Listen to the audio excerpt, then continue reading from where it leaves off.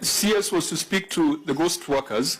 I mean, this is a very interesting report, because if you go to Appendix 4, the first name on that schedule of list of 1,370 individuals without staff files in the county registry.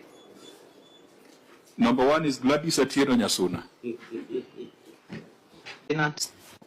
So let me ask you a direct question before you go and take administrative action against him. CCM, did you have view of this documentation before it was brought?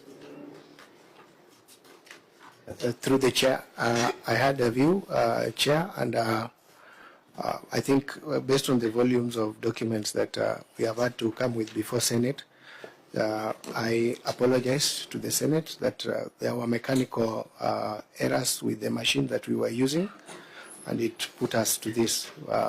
We apologize. So is it only one document? It was intentionally supplied to Chair Gay. Through the chair, just a few of them, because the bulk of the documents are very clear. Okay, let's come to the more substantive administrative action. CS was to speak to the ghost workers. I mean, this is a very interesting report, because if you go to Appendix 4, the first name on that schedule of list of 1,370 individuals without staff files in the county registry. Number 1 is Gladys Atieno Nyasuna, who I believe is a governor. This is why I told you, this is why I called them the so-called. Is that because you mentioned adversely that now this report cannot be implemented? No, you could see that from there was a very mechanical process done by PwC that did not. This now gives you evidence. The reason why we had to review and look at an internal review of the documentation. When you went to look for the files, you may not have found a file for the governor because of the filing system at that time. But PwC took, even if you look at that document, CEC is a part of it. Even, many people are part of that report.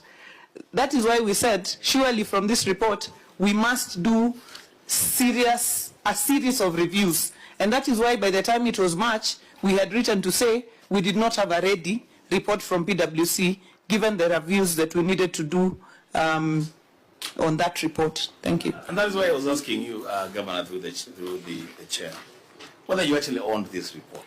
Because if you commission PwC and you pay them 32 million to help you make sense of your HR issues, and then the first thing they do is capture you as a ghost worker, surely. I wanted to make this clear, Chairman. I wanted to make this very clear, because it might look laughing, but when we leave the Senate, our people back in Homebay take these things very seriously. This is a list of 1,370 individuals without staff files, not ghost, without staff files in the county registry. So, Chairman, it is important to be very clear on these issues, because the Senate raises these questions, calls them ghost workers, the media picks them as ghost workers, and then we have to respond to them. But now when we have to respond to them, nobody will understand that these were 1,300 that did not have staff files. I think that's a fair one. Let's go to the 1,327 ghost workers. But let me clear that. Let me clear that for the governor, so that we also not want to appear like we are setting up the governor with the people. Yeah. It is true that the Appendix 4 captures a list of 1,370 individuals who have not provided staff files. But the question remains, Governor, that I have paid PwC 32 million shillings to give me a report that will help me make sense of a messed up HR system in my office. And the kind of report that they give me is that the number one person who does not have a staff file in the county government of Homebay is a governor. And that's why I was very, very keen when I asked you whether you really owned this report, or you rejected it, or renegotiated even the amount that will be paid for that. Okay, I think you've clarified it. CS, you are to talk to the 1,327 ghost workers. Thank you, Chair. Very fast, because a lot of it has been said. I think The 1327 is actually not what is called ghost workers from our assessment, because there are several categories that we are capturing, like people without fires, people with water, and you can find names are repeated in those. You can find somebody who is doesn't have a file, he didn't report, but in all those categories, their names were picked. So you can find a name picked in or at least sometimes 3 categories, 2 categories, or in 4 categories. But then when they're putting it together, then they put it, because they are just adding up, they're adding what is there and what is there, and then they came up with that number. But when we now went down to do our own verification, we realized that these names were repeated. And that's why we didn't say that those are ghost workers. Actually, those are not ghost workers. Chair, can you stop the county secretary, because he's now walking into a landmine? Because the more he talks, the more everything gets messed up. Therefore, 32 million, governor, that was contracted to PwC, there was no value. Because even your county public service board sat and wrote you a letter on what should be done. In this report, the one that you are provided, either you are saying the PricewaterhouseCoopers report was a draft. Because if you are hiring to make a sense of the 55% that you are spending on what you are putting now, 7,000 plus workers, then it is getting more messed up than in the beginning.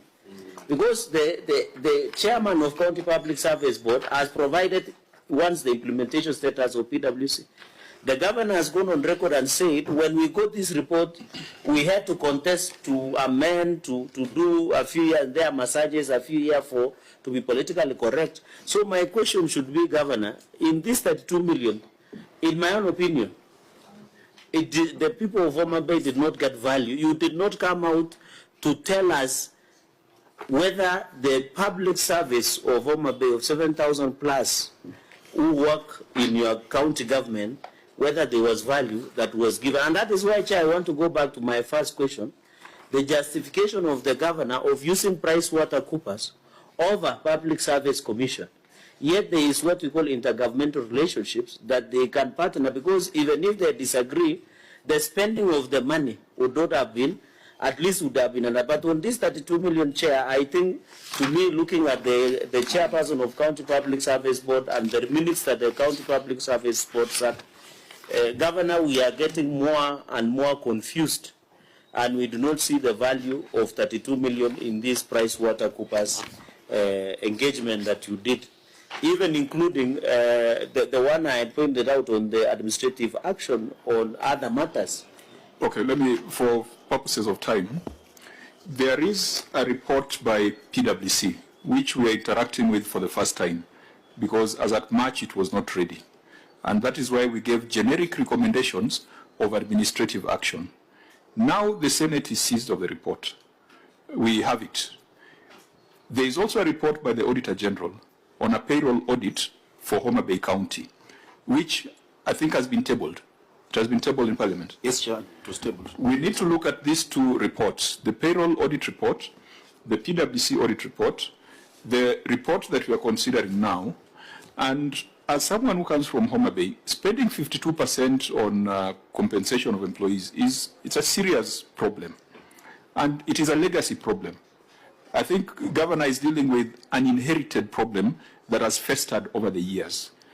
Whether 32 million was value for money